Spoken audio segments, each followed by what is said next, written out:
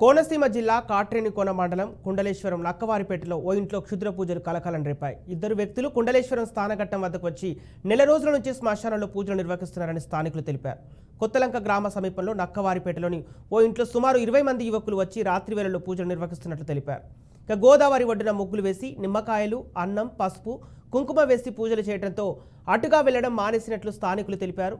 పోలీసులు వెంటనే స్పందించి క్షుద్ర పూజలు చేస్తున్న వారిని అదుపులోకి తీసుకుని విచారణ జరపాలని స్థానికులు కోరుతున్నారు.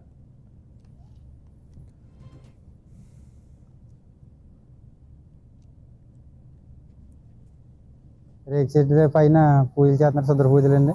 అయితే నైట్ టైం కాలువ కాడికి వెళ్ళి స్నానాలు చేసి వస్తున్నారండి. నైట్ 12 టైంకి అరుపులు, శబ్దాలు వినపడుతున్నాయండి. మేము మా చుట్టుపక్కల తిరగలేకపోతున్నాము. పోలీసులు ఎస్ఐ గారు గట్రా వచ్చారండి. పైకి వెళ్ళి అవన్నీ చూసారండి. నలుగురిని తీసుకున్నారండి అదుపులోకి.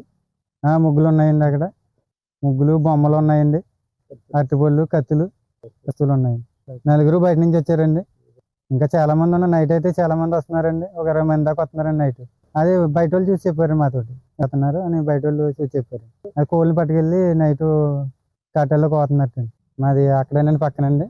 రేకు చెట్టు పైన పూజలు చేస్తున్నారు, శుద్ర పూజలు అండి. అయితే నైట్ టైం కాలువ కాడికి వెళ్ళి స్నానాలు చేసి వస్తున్నారండి.